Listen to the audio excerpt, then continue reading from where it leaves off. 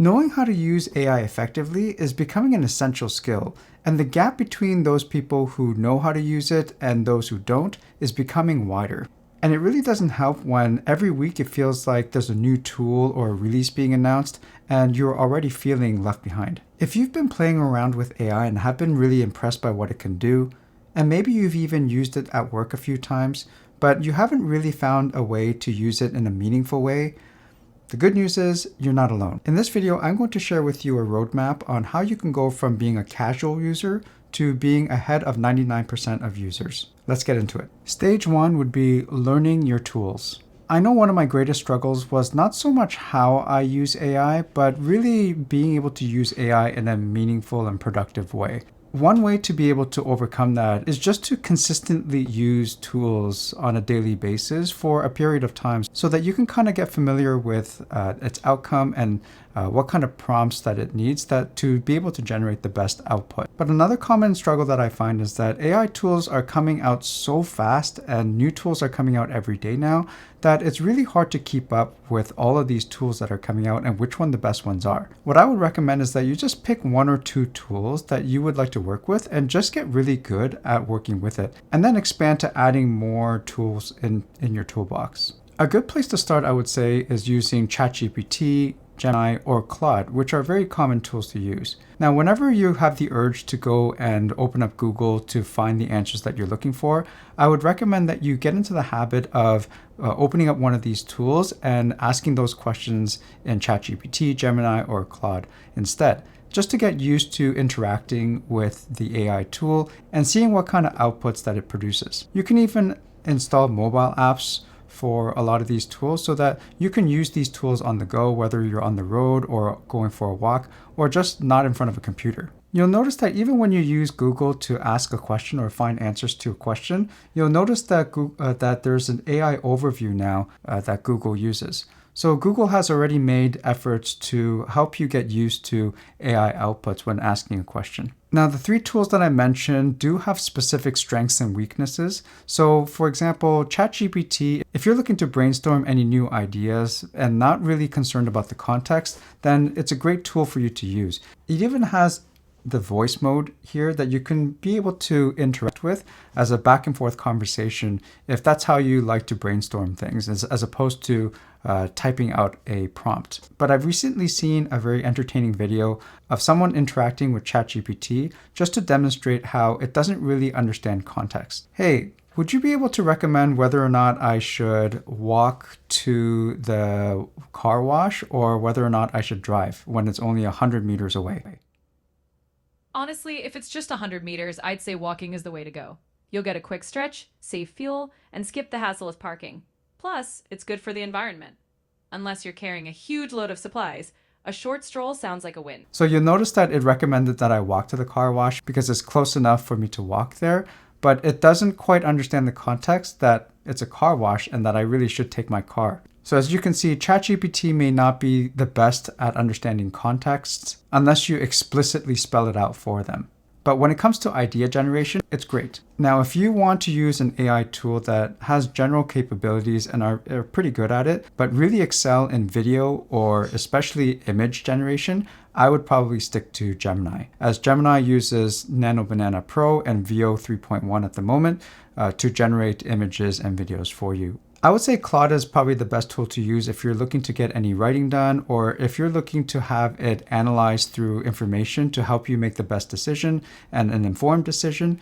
And if you're looking to vibe code or create certain apps through prompting. Now that you know the strength of these three tools, I would recommend that you give each tool a good week or so of everyday use, just so that you can get used to prompting it and being able to get the best output from each tool. Another way I love to learn how to use new AI tools is through the platform Skillshare, who are very kindly sponsoring this video. The thing I love about Skillshare is that it's got a wealth of different topics that you can learn from, and AI happens to be one of them. So I go through a lot of these courses that teaches you about different tools such as ChatGPT, Gemini. And until now, I haven't really got a lot of hands-on experience with Claude and wanted to learn how to use it. And I especially wanted to discover how LLMs work and what differentiate these tools from one another and how it can be best leveraged. So I've been taking Skillshare courses such as this one here by Arnold on AI basics and the difference between ChatGPT, Claude, Midjourney, and Gemini as well. In all of these courses that you see with Skillshare, you'll see that they have hours and hours of lessons that you can learn. And not only do they have lessons for you to listen to, but there's also discussion groups that you can interact with other fellow classmates and complete projects for you to learn completion badges and certificates at the end of the course. And for the first 500 people to use the link in the description below or use the QR code that I'll put up right here, will get 1 month free trial of Skillshare. And I'm not a very big channel, so there's a very good likelihood that you would be one of the first 500 people. So click on the link below and I encourage you to get started today. Thank you Skillshare for sponsoring this video. Stage 2 would be idea generation or brainstorming ideas. I would probably use it to have a back and forth and just being able to help me come up with new ideas and just think through how I can do my work better at the moment. And being able to use the voice mode or Gemini Live mode really helped me to be able to get my ideas and thoughts out, as I generally like to talk my ideas out with someone as opposed to trying to type and write things out. So here's an example of how I use ChatGPT to help me brainstorm ideas for a digital product or an online business. I always wanted to start an online business, maybe sell a digital product, but I don't really know where to start. I don't know what common problems that people over 30 have, and I just need help in brainstorming ideas as to what I can sell. Starting with common problems is a smart move. People over 30 often face things like balancing family and career, maintaining health and fitness, financial planning, or learning new skills like tech or AI. If you can explain things clearly, maybe a digital product like an online course, a guide, or templates related to any of these areas could work. We can brainstorm specific themes if any of these resonate with you. So that was just a demonstration on how you can use ChatGPT to help brainstorm, which I find to be a good tool to use. Gemini is also a pretty good AI tool that I like to use for voice-activated brainstorming sessions like that. However, keep in mind that with Gemini, the voice activation called Gemini Live is only available on the mobile app and not on the browser or the desktop version. Now that you are used to brainstorming and formulating ideas using AI, we're ready to go into stage 3, which would be to build with AI. This is the stage where you can start prompting AI to do a lot of the heavy lifting and work for you. Let's say, for example, your idea was to start a YouTube channel. You can use AI tools to help you build thumbnails, to come up with idea generation for video ideas, to conduct research on what video ideas are doing really well right now, or even help you write scripts for videos. From my conversation and brainstorming session using ChatGPT, I wanted to build a habit tracking mobile app to help people maybe keep track of their habits and being able to improve on their productivity. The problem is I've never even vibe coded and don't even know where to start on how to build a proper prompt in order for me to start building a mobile app. So during this conversation, I just told ChatGPT I'm going to be using Claude AI to vibe code this particular idea of a habit tracker. And I asked it to generate a master prompt. So basically, give me a prompt for me to give it to Claude AI to create a habit tracking app. So it gave me a starting prompt for me to feed into Claude. So I took this prompt that ChatGPT gave me by copying here, and then I opened up Claude, and then I fed it into Claude and asked it to build me this habit tracking mobile app. And I was actually quite impressed with the first rendition of what it came up with. It gave me a functional app where I can actually enter in habits and click them off as complete, so I can add new habits here. And it's even interactive where you can click them on and off.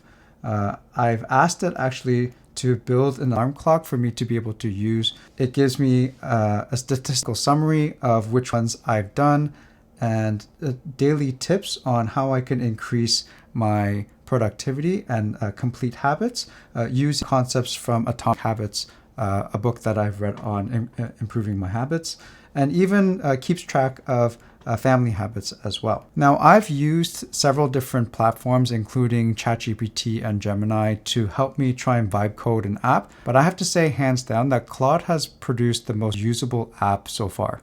When I fed Gemini the exact same prompt that ChatGPT gave me to build this mobile app, what it did was it actually wrote out a lot of the code for me, which I would expect it to do, but then it gives me a lot of other coding stacks. So then I would have to take these files and then feed it into another app or another platform for me to be able to see how it's actually built out. Whereas in Claude, I can see it right away on the right-hand side as to how it was built out. And I was even able to make adjustments to this app by just prompting that I wanted an alarm clock to be added and to have certain things removed. And within about 5 or 10 minutes, it was able to do exactly what I asked. So this is why I think that if you're planning to build things like apps, Claude is by far probably the best tool that I've seen so far today to use to build out apps through vibe coding. So this final stage would be to actually build out things, whether it's using AI to do a lot of the work for you in scripting or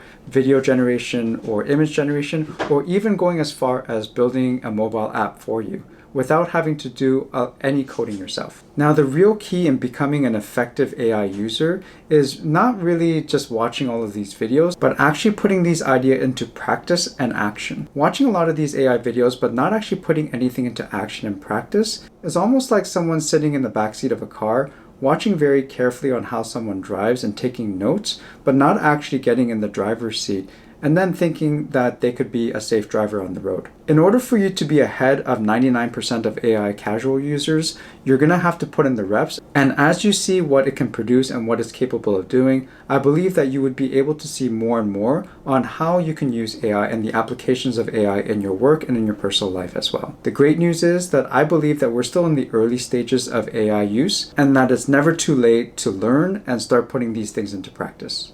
I genuinely thank you for your time today, and I hope to see you again in the next one. Bye.